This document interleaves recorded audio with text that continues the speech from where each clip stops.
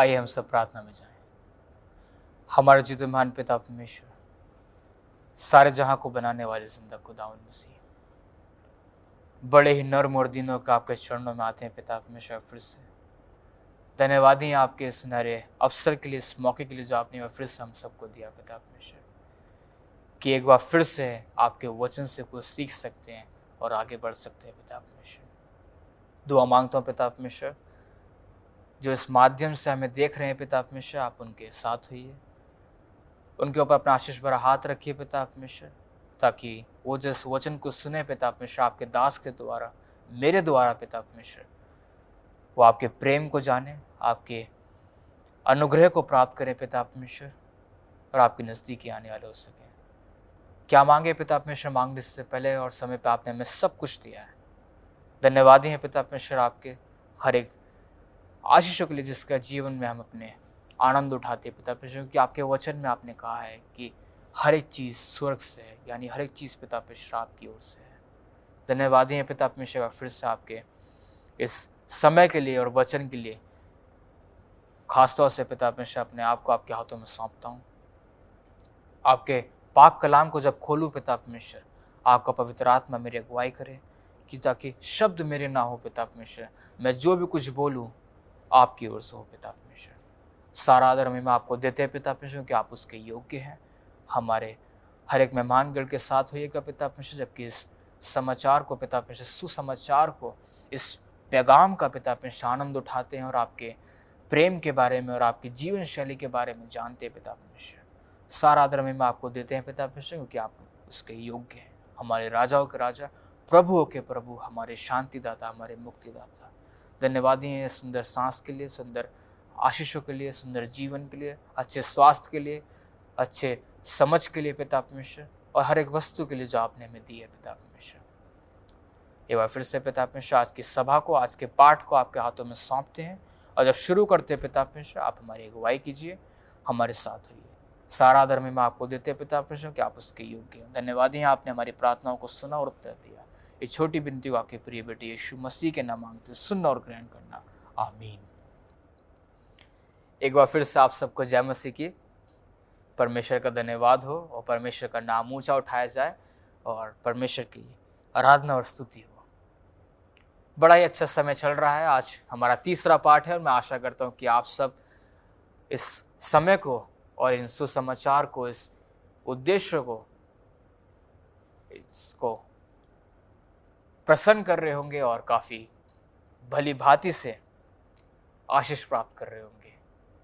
जो ये समाचार, जो ये वचन, जो ये पैगाम आज आपके और मेरे जीवन में लाया जा रहा है, हम जानते हैं कि हम पहले भाग में ही हैं अपने। अभी हमारा पहला भाग जो सुसमाचार की नींव, जो हमने कहा, जो समाचार की नींव, जो सुसमाचार जो परमेश्वर इस संसार में लेकर आए, अपने जीवन से, अपनी मृत्यु से और अपने फिर जी उठने से उन्होंने जो पैगाम हम सबको दिया, उसकी नींव के बारे में हम जान रहे हैं। और हमने पहला जो अपना पाठ था वो पढ़ा, जो कि परमेश्वर ने किस प्रकार से अपने वायदे को पूरा किया, किस प्रकार से परमेश्वर ने अपने इकलौते पुत्र को इस संसार में भेजा। और दूसरा पाठ जो हमने पढ़ा कि परमेश्वर का राज्य निकट है, जो परमेश्वर ने कहा कि समय आ गया है, और उन्होंने आरंभ किया कि अपने पापों से मन फिराओ और सुसमाचार पे विश्वास करो।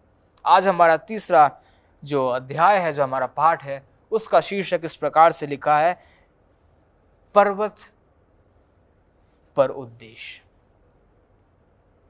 पहाड़ पर उद्देश्य, या पहाड़ी उद्देश्य हम कह सकते हैं, पर्वत उद्देश्य। तो मेरे साथ खोलिए मेरे अजीजों, यदि आपके पास पवित्र शास्त्र है, और मैं आशा करता हूँ कि आप अपने पवित्र शास्त्र लेके बैठे हैं, तो मेरे साथ खोलिए मत्ती रचित सुसमाचार, उसका 5वां अध्याय, और हम देखेंगे कि यहाँ पे किस प्रकार से परमेश्वर हमें आज कुछ सिखाना मांग रहे हैं। जैसे कि हमने अपने पिछले पाठ में देखा, जो हमने अपने दूसरे पाठ में हमने सीखा था कि परमेश्वर का राज्य निकट है, और अपने पापों से मन फिराओ, सुसमाचार पे विश्वास करो। और एक तीसरी चीज़ जो हमने सीखी थी, मैं आशा करता हूँ आपको याद होगी, तीसरी चीज़ जो हमने सीखी थी वो थी कि परमेश्वर के नियम जो हमें स्वर्गीय बादशाहत के लिए तैयार करेंगे। वो नियम कि हमें अपने जीवन को कैसे जीना है, कैसे अपने आप को तैयार करना है, ताकि हम और आप परमेश्वर की स्वर्गीय बादशाहत के लिए तैयार पा जा सके। मेरे साथ खोलिए अजीजों अपने पवित्र शास्त्र को, मत्ती रचित सुसमाचार उसका 5वां अध्याय, और हम यहाँ पे पढ़ना शुरू करते हैं। आप मुझे अपने पवित्र शास्त्र में मेरे पीछे हो सकते हैं। यहाँ पे लिखा है यीशु का पहाड़ी उद्देश्य। बड़ा ही अद्भुत और बड़े ही महत्वपूर्ण जो शिक्षाएं परमेश्वर ने अपने चेलों को और वहाँ इकट्ठी हुई भीड़ को जो दिए थे, वो आज भी उतने ही महत्वपूर्ण हैं इस टाइम में, इस समय में, इस दौर में, आपके लिए और मेरे लिए।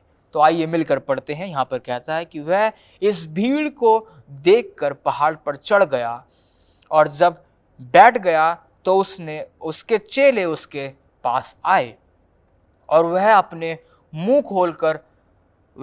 मुंह खोलकर उन्हें यह उपदेश देने लगा। क्या देखते हैं हमने पहले पार्ट में सीखा मेरे अजीजों कि किस रीति से परमेश्वर ने इस योजना को बनाया आपके लिए, मेरे लिए और संसार के हर व्यक्ति के लिए, कि वो अपने पापों से बचाया जाए।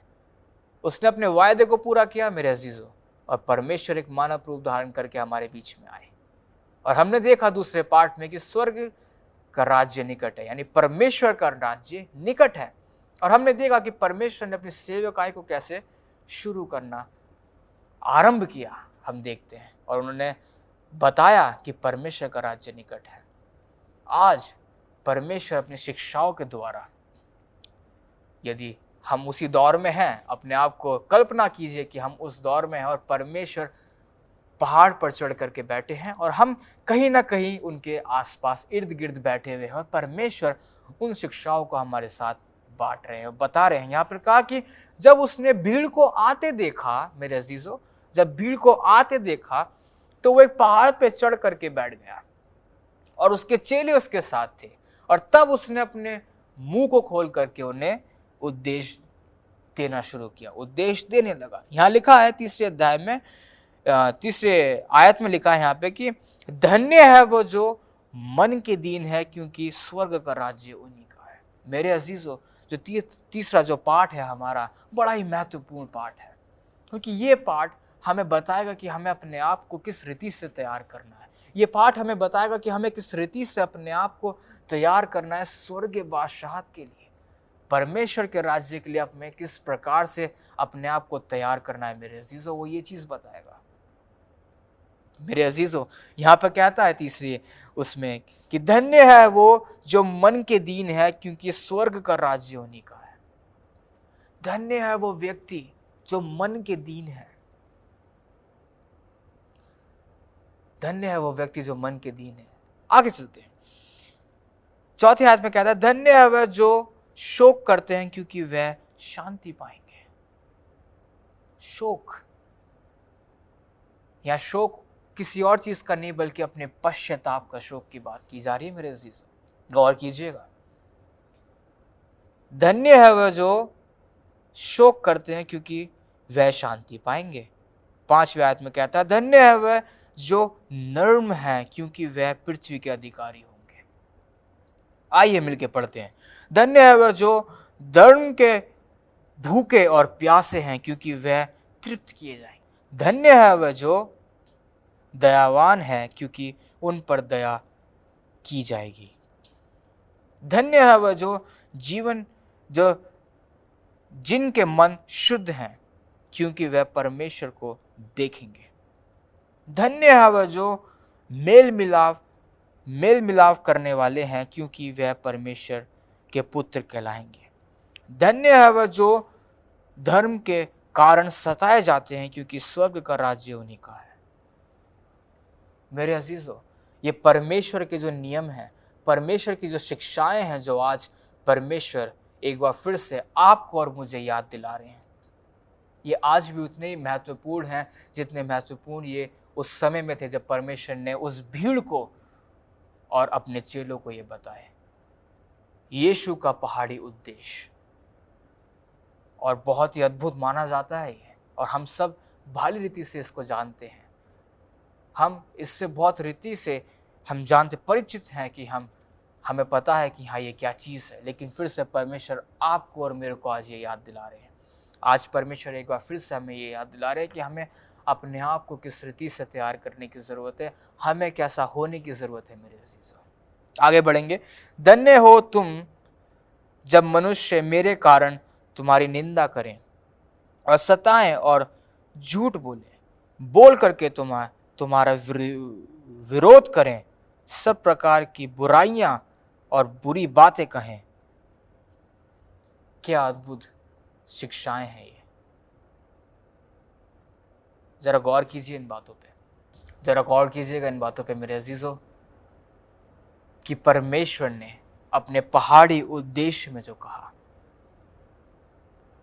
कि एक मानव को कैसा होना चाहिए, कि धन्य है वो व्यक्ति जो मन के दीन है, क्योंकि स्वर्ग का राज्य उन्हीं का है।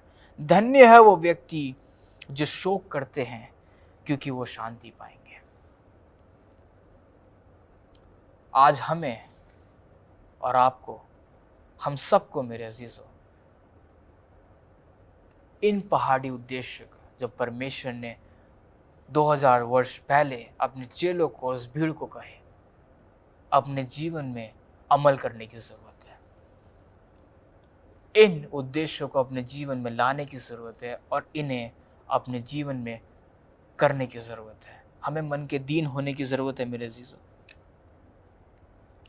हमें शोक करने की जरूरत है, क्योंकि हमें पश्चाताप करना है। हमें नर्म होने की जरूरत है। हमें परमेश्वर के वचन के लिए भूखे और प्यासे होने की जरूरत है। कैसा सुनहरा वचन है परमेश्वर का, जरा गौर कीजिए मेरे अजीजों। आज हम अपने आखिरी पाठ में हैं, पहले अध्याय के पहले भाग के हम आखिरी पाठ में, हमारा तीसरा जो है, हमने देखा कि परमेश्वर ने किस रीति से अपने वायदे को पूरा किया, किस रीति से परमेश्वर अपने इकलौते पुत्र को संसार में लेकर आए, और किस रीति से परमेश्वर के पुत्र ने, यीशु मसीह ने अपनी सेवकाई को शुरू किया, अपनी शिक्षाओं को लेकर के कैसे वो आगे चले और अपने चेले बनाए, और तमाम भीड़ को परमेश्वर ने अपनी तरफ खींच लिया। क्योंकि परमेश्वर स्वर्ग की बुलाहट को उनके पास लेकर आया था कि स्वर्ग का राज्य निकट है। और इस तीसरे भाग में हमने देखा कि पर्वत पर उद्देश्य, पहाड़ी उद्देश्य, जो परमेश्वर ने वचन जो वहां पर उस तमाम भीड़ के साथ बांटा, अपने चेलों के साथ बांटा, वो आज आपके साथ और मेरे साथ बांट रहा है। वो आज फिर से एक बार हमें याद दिलाना चाहते हैं कि गौर कीजिए इस पे कि हमें कैसे होने की जरूरत है। और यहाँ पर अंत में बड़ी अच्छी बात लिखी है कि धन्य है वो व्यक्ति जो परमेश्वर के नाम के द्वारा सताया जाता है। धन्य है हम परमेश्वर कि आपने हमें अपना इकलौता पुत्र और पुत्री का, अपने इकलौती संतान कहा। धन्य है हम परमेश्वर कि आपने हमें इतनी अच्छी चीज़ों से, इतने परिपक्व वचन से हमें साझा किया।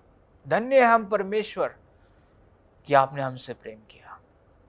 मेरे अजीजों, आज समय है हमारे पास कि हम इस वचन को, इन उद्देश्य को जो परमेश्वर ने हमारे जीवन में दिए, अपने जीवन में अमल करें इसका और अपने जीवन को सुधारें। हमें मन के दीन होने की ज़रूरत है, हमें शोक मनाने की ज़रूरत है, हमें परमेश्वर के लिए भूखे और प्यासे होने की ज़रूरत है कि हमें परमेश्वर के वचन से बढ़कर और इस दुनिया में कुछ नहीं चाहिए। ज़रा गौर कीजिए मेरे अजीज़ों की इस बात, यहाँ आखिर में जो बात लिखा है कि धन्य हो तुम जब मनुष्य मेरे कारण तुम्हारी निंदा करें।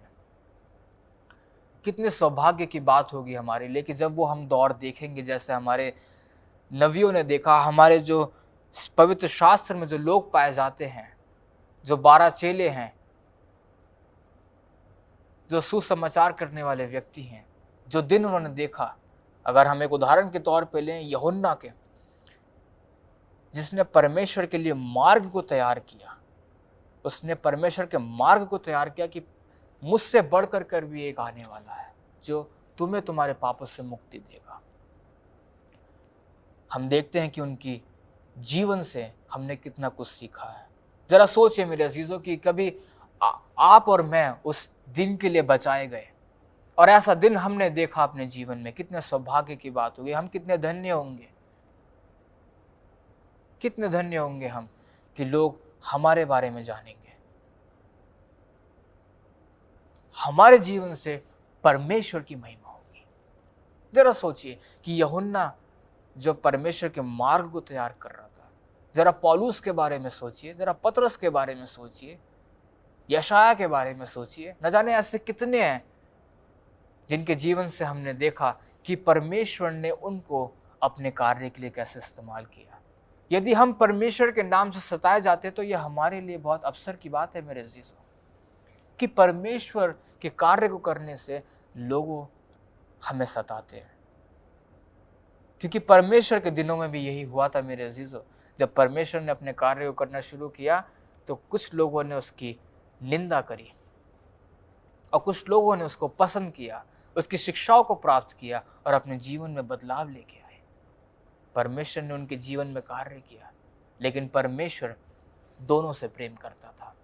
मेरे अजीजों, यदि आप परमेश्वर के वजह से सताए जाते हैं तो उसको गलत मतलब में मत लीजिएगा। परमेश्वर आपके साथ है और सदा रहेगा। ये उसका वायदा है कि मैं इस संसार के अंत तक तुम्हारे साथ हूं।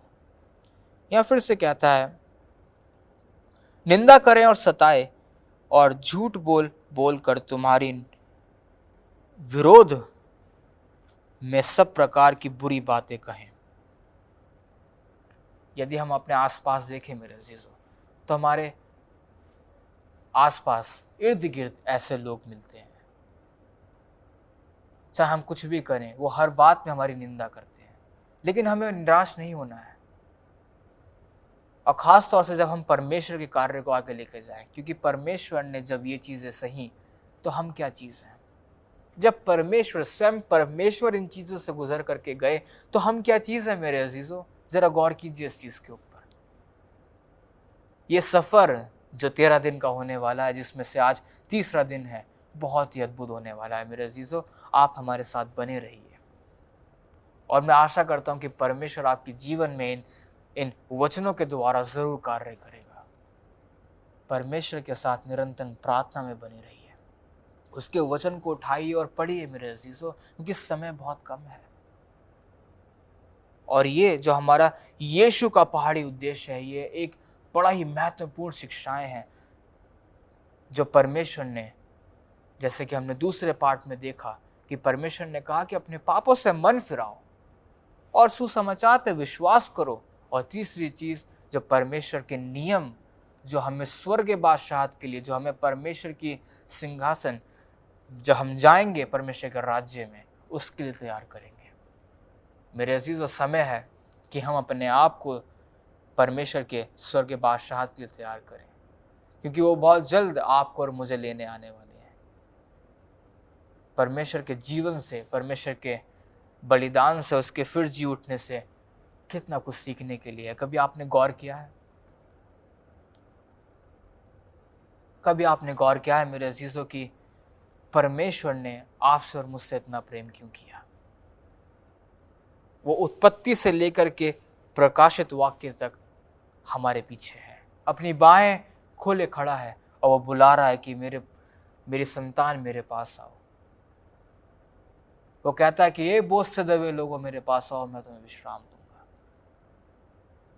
परमेश्वर आप सबको बहुत से आशीष दे मेरे अजीजों। जब आज हम अपने पहले भाग को ख़त्म करते हैं, जब हमने सीखा कि सुसमाचार की नींव कैसे रखी गई, कि परमेश्वर ने अपने वायदे को पूरा किया, उसने अपने इकलौते पुत्र को हमारे लिए दे दिया। परमेश्वर का राज्य निकट है, हमें अपने पापों से मन फिराने की ज़रूरत है, परमेश्वर के वचन पे विश्वास करने की ज़रूरत है, और पहाड़ी उद्देश्य जो आज भी हमारे लिए लाभदायक है, हमें अपने आप को ऐसा बनाने की ज़रूरत है जैसा परमेश्वर की स्वर्ग के बादशाहत के लिए हम तैयार पा जा सके। परमेश्वर आप सबको बहुत आशीष दे। मैं आशा करता हूँ कि आपको ये समाचार पसंद आया होगा और परमेश्वर का नाम ऊंचा उठाया जाए। आया हम प्रार्थना में जाएंगे। आया हमारे जीते महान पिता परमेश्वर, सारे जहां को बनाने वाले जिंदा खुदा मसीह, हमारे राजाओं के राजा, प्रभुओं के प्रभु, हमारे शांतिदाता, हमारे मुक्तिदाता, हमसे प्रेम करने वाले पिता, धन्यवाद हैं आपके सुंदर वचन के लिए जो आज आपकी सहायता से हमने अपने पहले भाग को खत्म किया पिता परमेश्वर, कि आपने किस रीति से सुसमाचार की नींव को डाला, किस रीति से पिता परमेश्वर आपने ये योजना बनाई कि आप मानव को, मनुष्य को उसके पाप से बचा सकते हैं, और किस रीति से आपने हमें अपनी शिक्षाओं से परिपक्व किया पिता परमेश्वर, हमें आगाह किया कि हमें किस प्रकार का होना चाहिए। दुआ मांगता हूँ पिता परमेश्वर तमाम अजीज़ों के लिए, हमारे मेहमानगढ़ के लिए जो हमें इस माध्यम के ज़रिए से देख रहे हैं, आप सबके जीवन में कार्य कीजिए पिता परमेश्वर, कि आप हर किसी से बात कर रहे हैं। धन्यवाद हैं आपके, आपने हमारी प्रार्थनाओं को सुना और उत्तर दिया। छोटी विनती आपके प्रिय बेटे यीशु मसीह के नाम मांगते, सुनना और कबूल करना, आमीन। मेरे अजीज़ों, समय है, परमेश्वर तैयार है और वो आपसे और मुझसे आज भी बात करना चाहता है। क्या आज आपके पास और मेरे पास समय है परमेश्वर को देने के लिए? यदि है तो अपने घुटनों पर आइए, अपने कमरे में जाइए और परमेश्वर के साथ समय बिताइए। जो परमेश्वर जिसको हम नहीं देख सकते, लेकिन वो आपको देखता है जो आप करते हैं। आज हमने पहला भाग अपना खत्म किया।